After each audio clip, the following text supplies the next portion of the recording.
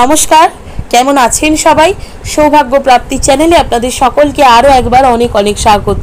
আজ আবারও চলে এসেছি নতুন আরেকটি ভিডিও নিয়ে, যেখানে আমি আপনাদেরকে জানাবো মা শীতলার একটি বিশেষ পুজো সম্পর্কে।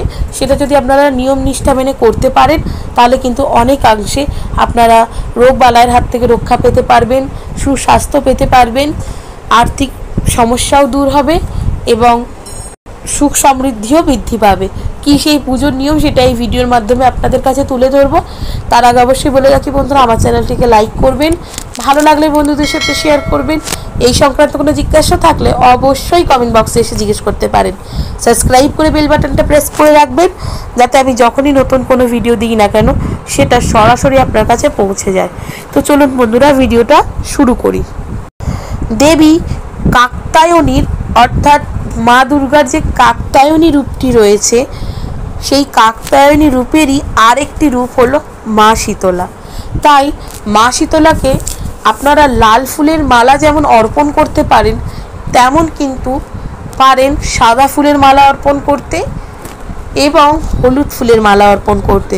তার কারণ দেবী কাত্যায়নীর যে মা শীতলা রূপটি, সেটি কিন্তু অর্থাৎ মা শীতলা কিন্তু ভীষণভাবে সাদা এবং হলুদ ফুল পছন্দ করে।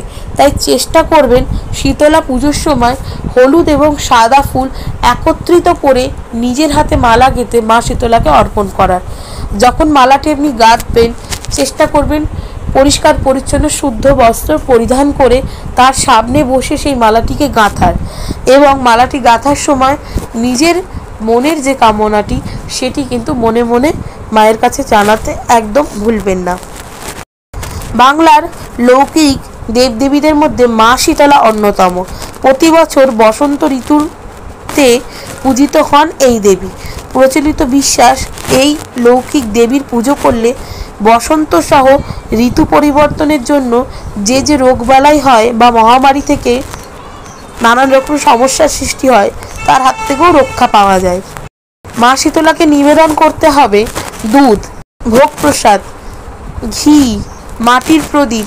চেষ্টা করবেন মায়ের কাছে সব সময়, আপনি যখনই মা শীতলার কাছে পুজো দিতে যান না কেন, তার কাছে একটা মাটির প্রদীপ অর্পণ করার। ধূপকাঠি, ফল প্রসাদ এবং ফুল, এগুলি নিবেদন করে মা শীতলার পুজো করতে পারেন।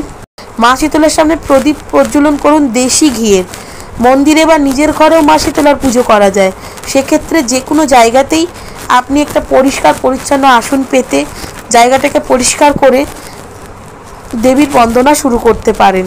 দেবীর বন্দনার পাশাপাশি ওই শুভ তিথিতে নিম গাছে জলদান করুন। তারপর সন্তানের মঙ্গল কামনায় নিম গাছটিকে প্রদক্ষিণ করুন 7 বার। বিশ্বাস করা হয় এটি করলে সন্তানের মঙ্গল হয়। তো কেমন লাগলো বন্ধুরা আমার এই ভিডিওটা? অবশ্যই আমাকে কমেন্ট করে জানাবেন। সুস্থ থাকবেন, ভালো থাকবেন, দেখা হবে নতুন আরেকটি ভিডিওতে।